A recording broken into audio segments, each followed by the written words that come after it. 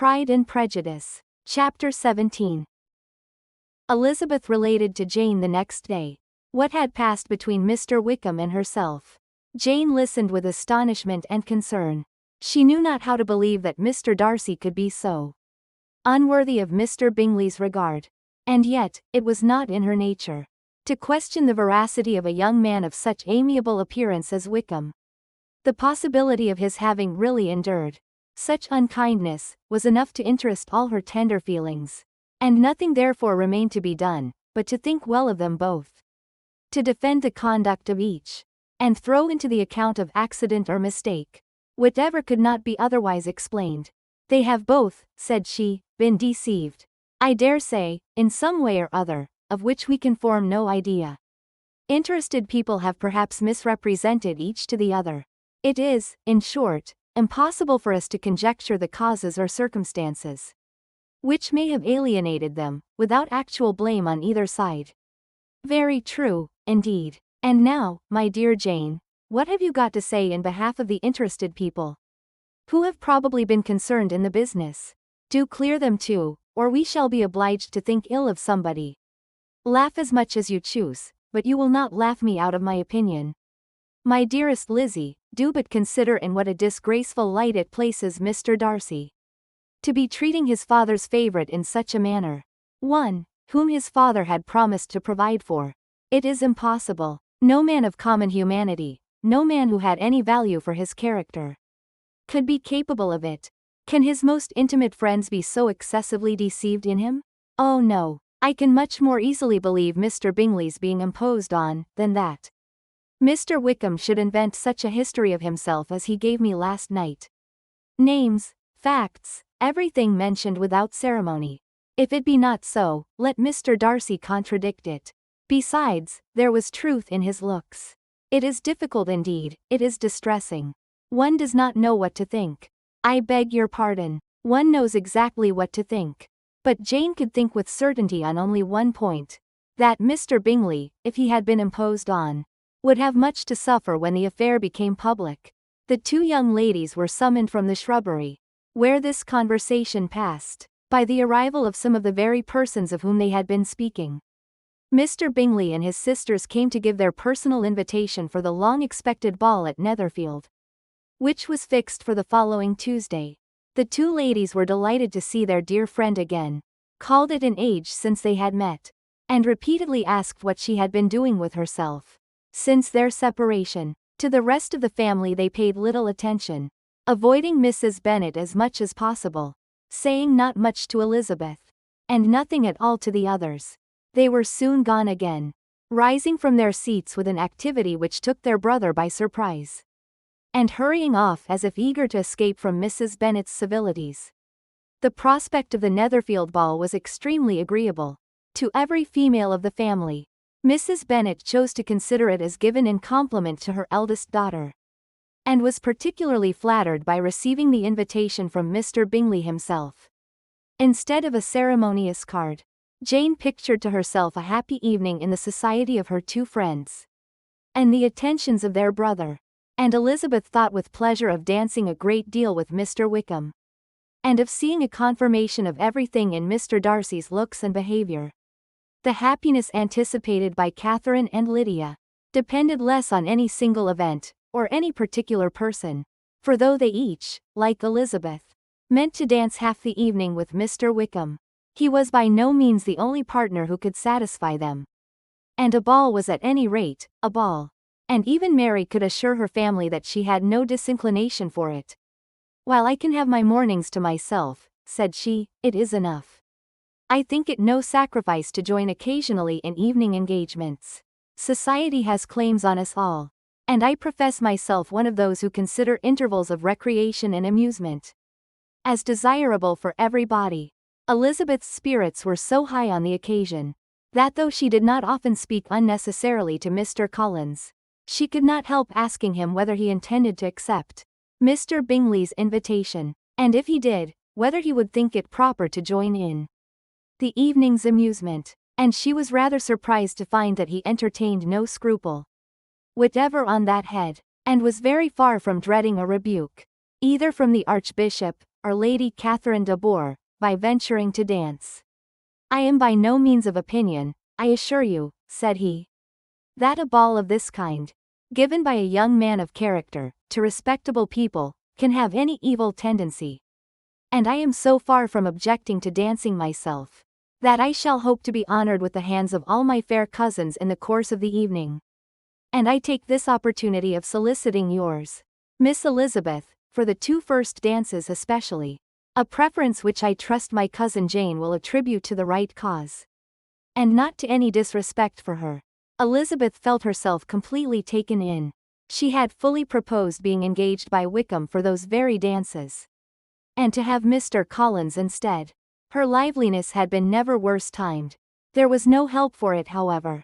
Mr. Wickham's happiness and her own was perforce delayed a little longer, and Mr. Collins's proposal accepted with as good a grace as she could.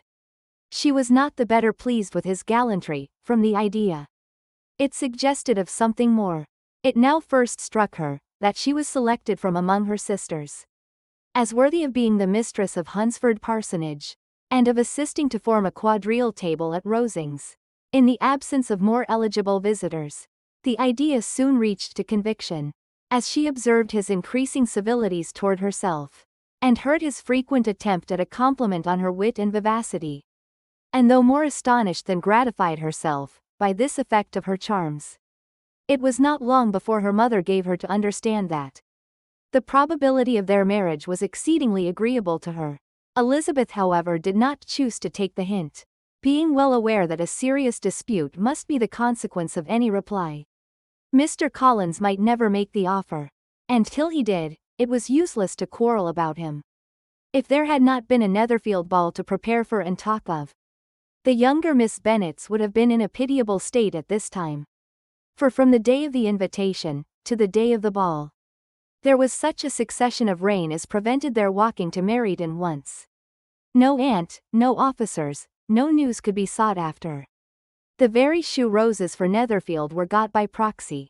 Even Elizabeth might have found some trial of her patience in weather, which totally suspended the improvement of her acquaintance with Mr. Wickham, and nothing less than a dance on Tuesday could have made such a Friday, Saturday, Sunday and Monday endurable to Kitty and Lydia.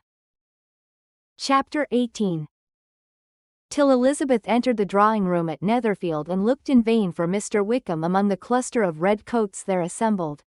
A doubt of his being present had never occurred to her. The certainty of meeting him had not been checked by any of those recollections that might not unreasonably have alarmed her. She had dressed with more than usual care, and prepared in the highest spirits for the conquest of all that remained unsubdued of his heart, trusting that it was not more than might be won in the course of the evening. But in an instant arose the dreadful suspicion of his being purposely omitted for Mr. Darcy's pleasure in the Bingleys' invitation to the officers. And though this was not exactly the case, the absolute fact of his absence was pronounced by his friend Mr. Denny, to whom Lydia eagerly applied, and who told them that Wickham had been obliged to go to town on business the day before, and was not yet returned, adding, with a significant smile, "I do not imagine his business would have called him away just now, if he had not wished to avoid a certain gentleman here." This part of his intelligence, though unheard by Lydia, was caught by Elizabeth, and as it assured her that Darcy was not less answerable for Wickham's absence than if her first surmise had been just, every feeling of displeasure against the former was so sharpened by immediate disappointment, that she could hardly reply with tolerable civility to the polite inquiries which he directly afterwards approached to make. Attention, forbearance, patience with Darcy, was injury to Wickham. She was resolved against any sort of conversation with him, and turned away with a degree of ill humour, which she could not wholly surmount even in speaking to Mr. Bingley, whose blind partiality provoked her. But Elizabeth was not formed for ill humour, and though every prospect of her own was destroyed for the evening, it could not dwell long on her spirits, and having told all her griefs to Charlotte Lucas, whom she had not seen for a week, she was soon able to make a voluntary transition to the oddities of her cousin, and to point him out to her particular notice.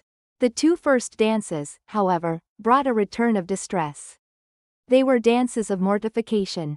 Mr. Collins, awkward and solemn, apologizing instead of attending, and often moving wrong without being aware of it, gave her all the shame and misery which a disagreeable partner for a couple of dances can give. The moment of her release from him was ecstasy. She danced next with an officer, and had the refreshment of talking of Wickham, and of hearing that he was universally liked. When those dances were over she returned to Charlotte Lucas, and was in conversation with her, when she found herself suddenly addressed by Mr. Darcy, who took her so much by surprise in his application for her hand, that, without knowing what she did, she accepted him. He walked away again immediately, and she was left to fret over her own want of presence of mind. Charlotte tried to console her. "I dare say you will find him very agreeable." "Heaven forbid. That would be the greatest misfortune of all. To find a man agreeable whom one is determined to hate. Do not wish me such an evil." When the dancing recommenced, however, and Darcy approached to claim her hand, Charlotte could not help cautioning her in a whisper not to be a simpleton, and allow her fancy for Wickham to make her appear unpleasant in the eyes of a man of 10 times his consequence. Elizabeth made no answer, and took her place in the set. Amazed at the dignity to which she was arrived in being allowed to stand opposite to Mr. Darcy, and reading in her neighbours' looks their equal amazement in beholding it, they stood for some time without speaking a word, and she began to imagine that their silence was to last through the 2 dances, and at first was resolved not to break it, till suddenly fancying that it would be the greater punishment to her partner to oblige him to talk, she made some slight observation on the dance. He replied, and was again silent. After a pause of some minutes she addressed him a second time with, "It is your turn to say something now, Mr. Darcy. I talked about the dance, and you ought to make some kind of remark on the size of the room, or the number of couples." He smiled, and assured her that whatever she wished him to say should be said. "Very well. That reply will do for the present. Perhaps by and by I may observe that private balls are much pleasanter than public ones. But now we may be silent." "Do you talk by rule then, while you are dancing?" "Sometimes. One must speak a little, you know. It would look odd to be entirely silent for half an hour together. And yet for the advantage of some, conversation ought to be so arranged as that they may have the trouble of saying as little as possible." "Are you consulting your own feelings in the present case, or do you imagine that you are gratifying mine?" "Both," replied Elizabeth archly. "For I have always seen a great similarity in the turn of our minds. We are each of an unsocial, taciturn disposition, unwilling to speak, unless we expect to say something that will amaze the whole room, and be handed down to posterity with all the éclat of a proverb. This is no very striking resemblance of your own character, I am sure," said he. "How near it may be to mine, I cannot pretend to say. You think it a faithful portrait undoubtedly. I must not decide on my own performance." He made no answer, and they were again silent till they had gone down the dance. When he asked her if she and her sisters did not very often walk to Meryton, she answered in the affirmative, and, unable to resist the temptation, added, "When you met us there the other day, we had just been forming a new acquaintance." The effect was immediate. A deeper shade of hauteur overspread his features, but he said not a word. And Elizabeth, though blaming herself for her own weakness, could not go on. At length Darcy spoke, and in a constrained manner said, "Mr. Wickham is blessed with such happy manners as may ensure his making friends. Whether he may be equally capable of retaining them, is less certain."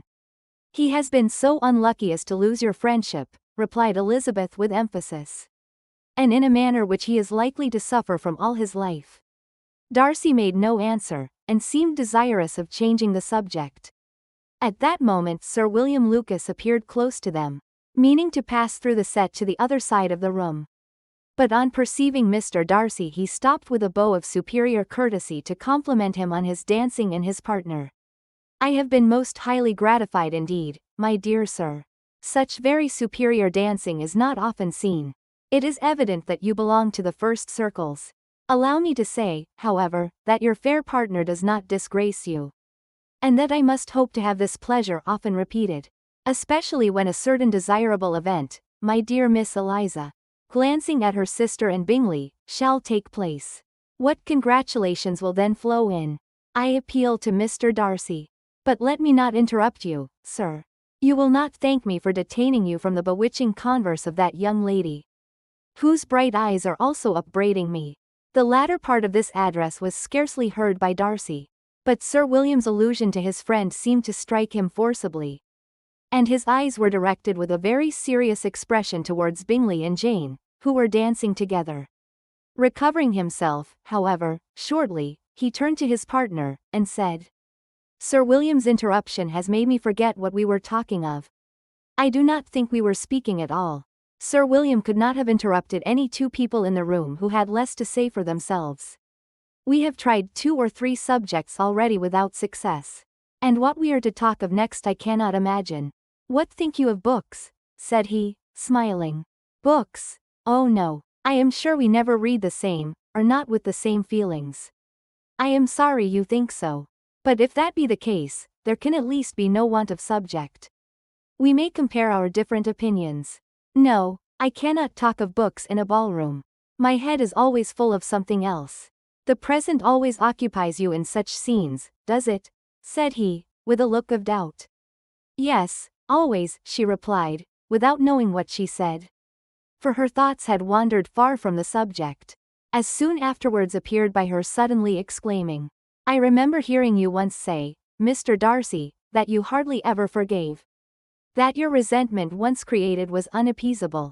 You were very cautious, I suppose, as to its being created." "I am," said he, with a firm voice. "And never allow yourself to be blinded by prejudice?" "I hope not. It is particularly incumbent on those who never change their opinion, to be secure of judging properly at first. May I ask to what these questions tend?" "Merely to the illustration of your character," said she, endeavoring to shake off her gravity. "I am trying to make it out. And what is your success?" She shook her head. "I do not get on at all. I hear such different accounts of you as puzzle me exceedingly." "I can readily believe," answered he gravely, "that report may vary greatly with respect to me. And I could wish, Miss Bennet, that you were not to sketch my character at the present moment, as there is reason to fear that the performance would reflect no credit on either. But if I do not take your likeness now, I may never have another opportunity." "I would by no means suspend any pleasure of yours," he coldly replied. She said no more, and they went down the other dance and parted in silence, on each side dissatisfied, though not to an equal degree. For in Darcy's breast there was a tolerable powerful feeling towards her, which soon procured her pardon, and directed all his anger against another. They had not long separated when Miss Bingley came towards her, and with an expression of civil disdain thus accosted her. "So, Miss Eliza, I hear you are quite delighted with George Wickham. Your sister has been talking to me about him, and asking me 1,000 questions. And I find that the young man forgot to tell you, among his other communications, that he was the son of old Wickham, the late Mr. Darcy's steward. Let me recommend you, however, as a friend, not to give implicit confidence to all his assertions. For as to Mr. Darcy's using him ill, it is perfectly false. For, on the contrary, he has been always remarkably kind to him. Though George Wickham has treated Mr. Darcy in a most infamous manner. I do not know the particulars, but I know very well that Mr. Darcy is not in the least to blame. That he cannot bear to hear George Wickham mentioned, and that though my brother thought he could not well avoid including him in his invitation to the officers, he was excessively glad to find that he had taken himself out of the way. His coming into the country at all, is a most insolent thing indeed. And I wonder how he could presume to do it. I pity you, Miss Eliza, for this discovery of your favourite's guilt. But really considering his descent, one could not expect much better." "His guilt and his descent appear by your account to be the same," said Elizabeth angrily. "For I have heard you accuse him of nothing worse than of being the son of Mr. Darcy's steward. And of that, I can assure you, he informed me himself." "I beg your pardon," replied Miss Bingley, turning away with a sneer. "Excuse my interference. It was kindly meant." "Insolent girl," said Elizabeth to herself. "You are much mistaken if you expect to influence me by such a paltry attack as this. I see nothing in it but your own wilful ignorance and the malice of Mr. Darcy." She then sought her eldest sister, who had undertaken to make inquiries on the same subject of Bingley. Jane met her with a smile of such sweet complacency, a glow of such happy expression, as sufficiently marked how well she was satisfied with the occurrences of the evening. Elizabeth instantly read her feelings. And at that moment solicitude for Wickham, resentment against his enemies, and everything else gave way before the hope of Jane's being in the fairest way for happiness. "I want to know," said she, with a countenance no less smiling than her sister's, "what you have learnt about Mr. Wickham. But perhaps you have been too pleasantly engaged to think of any third person. In which case you may be sure of my pardon." "No," replied Jane, "I have not forgotten him, but I have nothing satisfactory to tell you. Mr. Bingley does not know the whole of his history, and is quite ignorant of the circumstances which have principally offended Mr. Darcy. But he will vouch for the good conduct, the probity and honour of his friend, and is perfectly convinced that Mr. Wickham has deserved much less attention from Mr. Darcy than he has received. And I am sorry to say that by his account as well as his sister's, Mr. Wickham is by no means a respectable young man. I am afraid he has been very imprudent, and has deserved to lose Mr. Darcy's regard." "Mr. Bingley does not know Mr. Wickham himself?" "No, he never saw him till the other morning at Meryton. This account then is what he has received from Mr. Darcy. I am perfectly satisfied. But what does he say of the living?" "He does not exactly recollect the circumstances, though he has heard them from Mr. Darcy more than once. But he believes that it was left to him conditionally only." "I have not a doubt of Mr. Bingley's sincerity," said Elizabeth warmly. "But you must excuse my not being convinced by assurances only. Mr. Bingley's defence of his friend was a very able one, I dare say. But since he is unacquainted with several parts of the story, and has learnt the rest from that friend himself, I shall venture still to think of both gentlemen as I did before." She then changed the discourse to one more gratifying to each, and on which there could be no difference of sentiment. Elizabeth listened with delight to the happy, though modest hopes which Jane entertained of Bingley's regard, and said all in her power to heighten her confidence in it. On their being joined by Mr. Bingley himself, Elizabeth withdrew to Miss Lucas, to whose inquiry after the pleasantness of her last partner she had scarcely replied, before Mr. Collins came up to them and told her with great exultation that he had just been so fortunate as to make a most important discovery. "I have found out," said he, "by a singular accident, that there is now in the room a near relation of my patroness.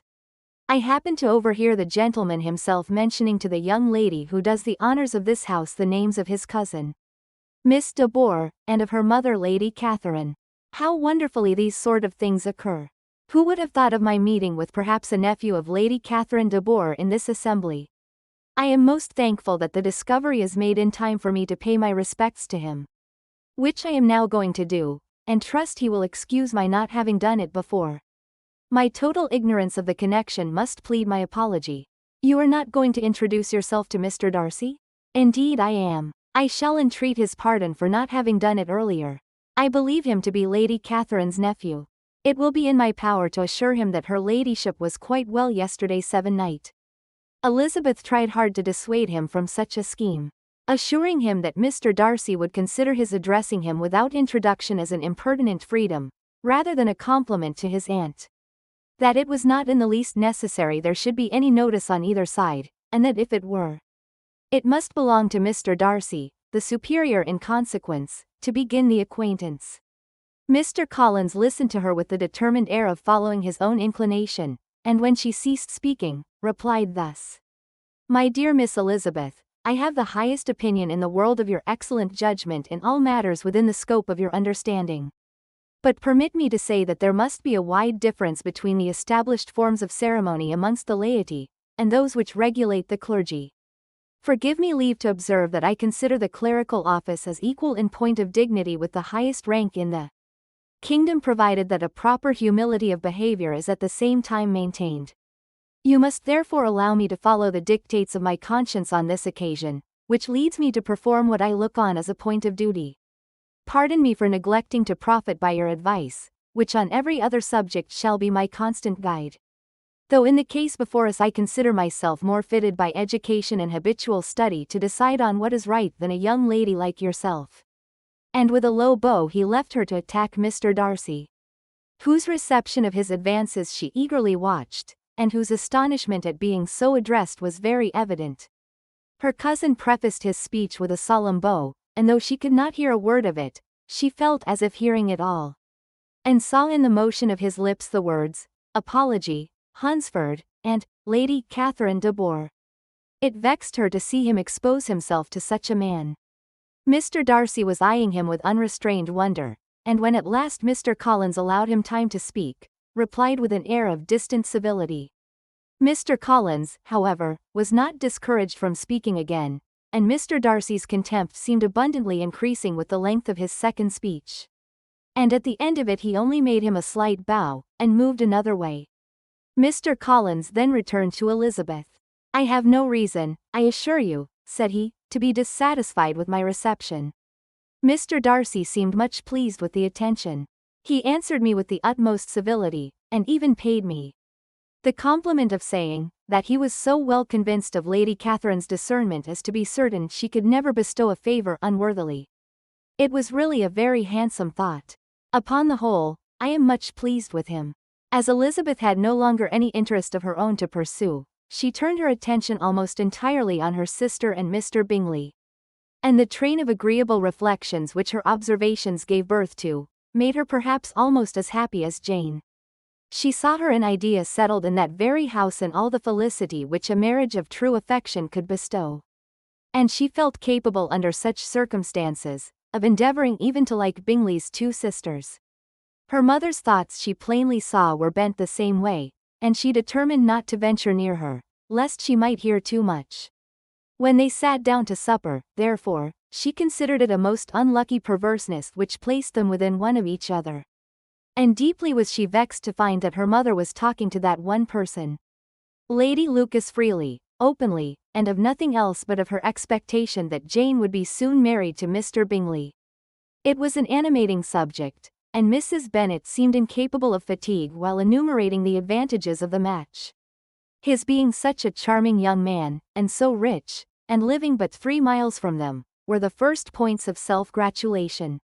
And then it was such a comfort to think how fond the two sisters were of Jane, and to be certain that they must desire the connection as much as she could do.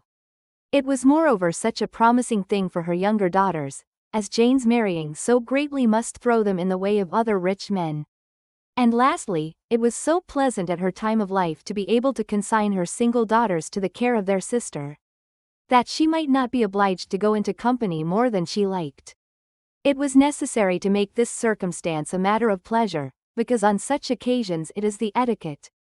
But no one was less likely than Mrs. Bennet to find comfort in staying at home at any period of her life. She concluded with many good wishes that Lady Lucas might soon be equally fortunate, though evidently and triumphantly believing there was no chance of it. In vain did Elizabeth endeavour to check the rapidity of her mother's words, or persuade her to describe her felicity in a less audible whisper. For to her inexpressible vexation, she could perceive that the chief of it was overheard by Mr. Darcy, who sat opposite to them. Her mother only scolded her for being nonsensical.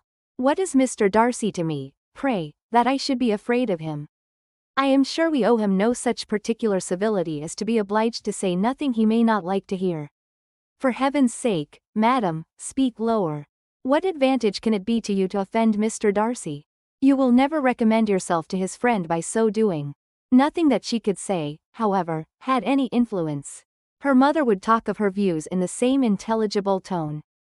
Elizabeth blushed and blushed again with shame and vexation. She could not help frequently glancing her eye at Mr. Darcy, though every glance convinced her of what she dreaded. For though he was not always looking at her mother, she was convinced that his attention was invariably fixed by her. The expression of his face changed gradually from indignant contempt to a composed and steady gravity. At length, however, Mrs. Bennet had no more to say, and Lady Lucas, who had been long yawning at the repetition of delights which she saw no likelihood of sharing, was left to the comforts of cold ham and chicken. Elizabeth now began to revive. But not long was the interval of tranquillity, for when supper was over, singing was talked of. And she had the mortification of seeing Mary, after very little entreaty, preparing to oblige the company. By many significant looks and silent entreaties, did she endeavour to prevent such a proof of complaisance, but in vain. Mary would not understand them. Such an opportunity of exhibiting was delightful to her, and she began her song. Elizabeth's eyes were fixed on her with most painful sensations, and she watched her progress through the several stanzas with an impatience which was very ill rewarded at their close. For Mary, on receiving amongst the thanks of the table the hint of a hope that she might be prevailed on to favour them again, after the pause of half a minute began another. Mary's powers were by no means fitted for such a display. Her voice was weak, and her manner affected. Elizabeth was in agonies. She looked at Jane, to see how she bore it, but Jane was very composedly talking to Bingley. She looked at his two sisters, and saw them making signs of derision at each other, and at Darcy, who continued however impenetrably grave. She looked at her father to entreat his interference, lest Mary should be singing all night. He took the hint, and when Mary had finished her second song, said aloud, "That will do extremely well, child. You have delighted us long enough. Let the other young ladies have time to exhibit." Mary, though pretending not to hear, was somewhat disconcerted. And Elizabeth, sorry for her, and sorry for her father's speech, was afraid her anxiety had done no good. Others of the party were now applied to. "If I," said Mr. Collins, "were so fortunate as to be able to sing, I should have great pleasure, I am sure, in obliging the company with an air. For I consider music as a very innocent diversion, and perfectly compatible with the profession of a clergyman. I do not mean, however, to assert that we can be justified in devoting too much of our time to music, for there are certainly other things to be attended to. The rector of a parish has much to do. In the first place, he must make such an agreement for tithes as may be beneficial to himself and not offensive to his patron. He must write his own sermons, and the time that remains will not be too much for his parish duties, and the care and improvement of his dwelling, which he cannot be excused from making as comfortable as possible. And I do not think it of light importance that he should have attentive and conciliatory manners towards everybody, especially towards those to whom he owes his preferment. I cannot acquit him of that duty, nor could I think well of the man who should omit an occasion of testifying his respect towards anybody connected with the family." And with a bow to Mr. Darcy, he concluded his speech, which had been spoken so loud as to be heard by half the room. Many stared, many smiled, but no one looked more amused than Mr. Bennet himself, while his wife seriously commended Mr. Collins for having spoken so sensibly, and observed in a half-whisper to Lady Lucas, that he was a remarkably clever, good kind of young man. To Elizabeth it appeared, that had her family made an agreement to expose themselves as much as they could during the evening, it would have been impossible for them to play their parts with more spirit, or finer success. And happy did she think it for Bingley and her sister that some of the exhibition had escaped his notice, and that his feelings were not of a sort to be much distressed by the folly which he must have witnessed. That his two sisters and Mr. Darcy, however, should have such an opportunity of ridiculing her relations was bad enough, and she could not determine whether the silent contempt of the gentlemen, or the insolent smiles of the ladies, were more intolerable. The rest of the evening brought her little amusement. She was teased by Mr. Collins, who continued most perseveringly by her side, and though he could not prevail with her to dance with him again, put it out of her power to dance with others. In vain did she entreat him to stand up with somebody else, and offer to introduce him to any young lady in the room. He assured her that as to dancing, he was perfectly indifferent to it, that his chief object was by delicate attentions to recommend himself to her, and that he should therefore make a point of remaining close to her the whole evening. There was no arguing upon such a project. She owed her greatest relief to her friend Miss Lucas, who often joined them, and good-naturedly engaged Mr. Collins's conversation to herself. She was at least free from the offence of Mr. Darcy's farther notice. Though often standing within a very short distance of her, quite disengaged, he never came near enough to speak.